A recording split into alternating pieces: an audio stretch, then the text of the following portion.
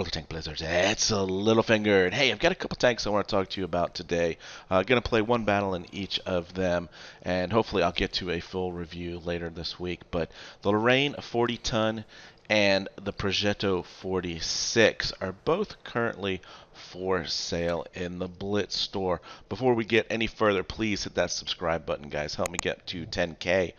So, as you can see here, they're selling the Lorraine by itself for 8,500 and the Progetto for 10,000. So, right off the bat, you are getting a good deal. You've got all 9 equipment slots unlocked, and you've got camo for both and 5x boosters, 10 of them for each tank. Now, a little bit about these tanks. They both have autoloaders. Progetto here has a active autoloader, meaning that you don't have to manually reload. You are always constantly unloading your clip. Now, if we go into upgrades real quick, and we'll just quickly run through this. 1484 in hit points. You've got 2,000 damage per minute, and here are your reload times. So you want to make sure you're staying here in shell 2 and shell 3. Obviously that shell 1 takes a longer time to reload. Average pen 189, doing 240 average damage. You've got 9 degrees of gun depression, and your top speed is 55 kilometers. So you've got nice speed. Unfortunately, the tank does not have very good armor. Now, back to Lorraine. This is a very difficult tank to play because it's got a 4-shell autoloader. And so your reload time is in the 20-second range. Let me just we'll just scroll. 1,500 hit points. See, not a lot of armor. 1920 damage per minute, a little bit lower than the Progetto there. Pen is nice. Your damage is nice. So you've got 4 shots. So you're doing, 8 to 900 damage in a single clip. You've got 8 degrees of gun depression. Super nice. And look at this, 60 degrees of top speed. So very fast, very mobile tank. You can find yourself in trouble with these tanks quite early and often if you're not wise. So it does take a little bit of advanced play skill in my opinion. But what I wanted to do is just play the first battles I had in each of them, just so you got a good feel for these tanks. And as I've said before, 7,500 gold per tank is a pretty good deal for a tier 8 premium tank. So let's take a look at those battles. Alright guys, so here is my first battle on Falls Creek in the Lorraine, and as you know, there's a lot going on right now. Other than the quarantine and staying at home, Blitz has got the Force Mode gameplay, which seems like everybody is playing. We did some live streaming yesterday and count-ins, and we rarely got in the same battle, which is unusual for a Sunday afternoon. But here on Falls Creek in the Lorraine, look at this, 4 shots, over 20 seconds on this reload. So definitely the biggest point of this tank is to make sure that you are keeping yourself in a position where you can stay in safety for 20 seconds. Now you see 2.5 there is the amount of time in between shots. So the T-49 has pushed heavy around, so I'm just following his lead, and as you can see, just finding some bushes, giving me hopefully a little bit of an advanced notice if there's anyone coming this way. And how about this for your first shot in a tank? It's a kill shot. I'm liking it, right? So top speed, this tank moves so well, and that's what I really like about it.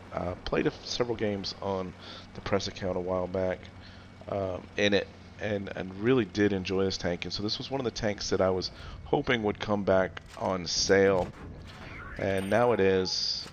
And it's teamed up with the Progetto, 2 tanks that I don't own that I've wanted, so that's why I jumped on this deal.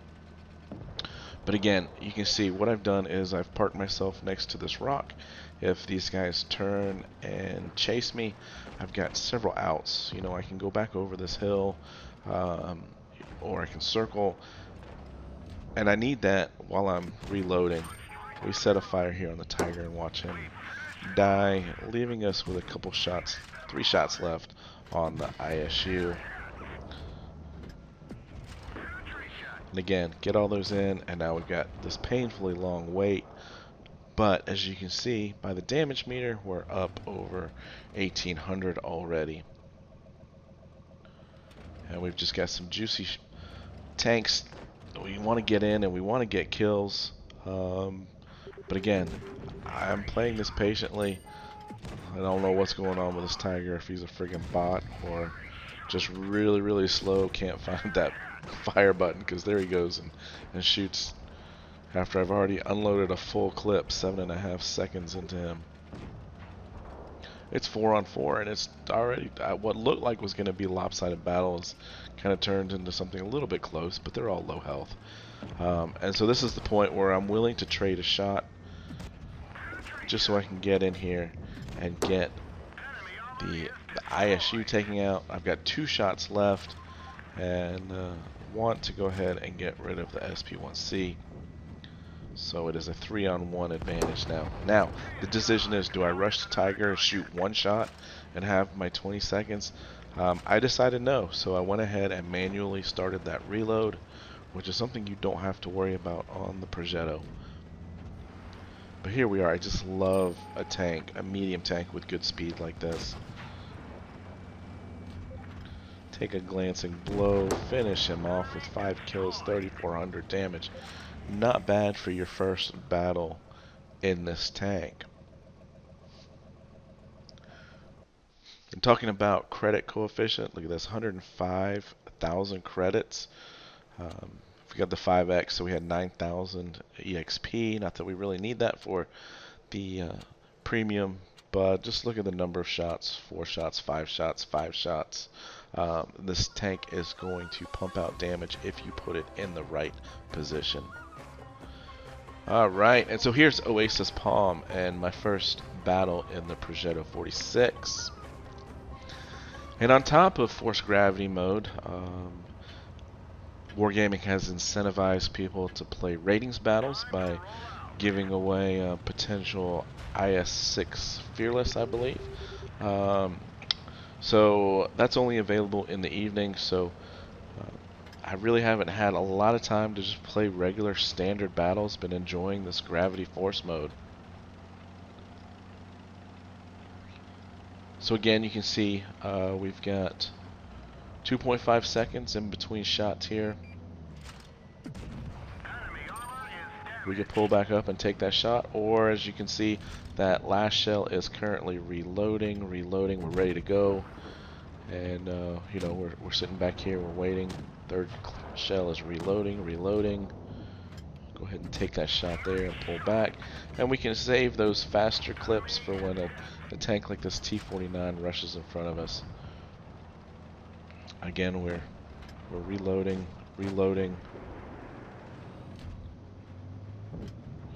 And really the key with this tank is to use its speed to get you into positions to do damage. A shame the SP1C there. He gets demoralized by the smasher. Now we're sitting on this last clip, and I mean it's okay, but obviously we want to use the advantage of an autoloader to unleash a lot of damage in a short amount of time, and we can't really do that when we're playing on that first clip, or first shell in the clip, I should say. So they got 3 tanks left. And now 2. But look at the pen on this. This is just AP. We're shooting the side of the turret on the Tiger, no problems. Have yet to have to switch over to APCR, which is what we need, you know, when we're making credits on these tier 8 premium tanks, right? It's all about grinding the credits.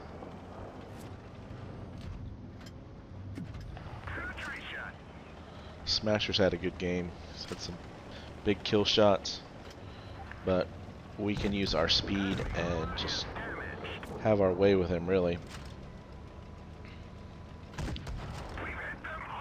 So here we are, finishing him off for our second kill. And again, both games there, obviously, look at our VK, nice camping in the back. Both those games over 3K, both over 1,000 EXP, both over 100,000 in credits. So nice start to these tanks. I'm sure it'll go down from there a little bit, but we can't expect to stay there, I don't think. But we put ourselves into nice positions on both of those maps, and that's what playing autoloaders is really all about. So hopefully I'll have some time to play these a little bit more, get some content where I can do a full investigation, show you the setups and everything. But for now, guys, have fun out there. Stay safe, get educated, not fingered. Littlefinger out.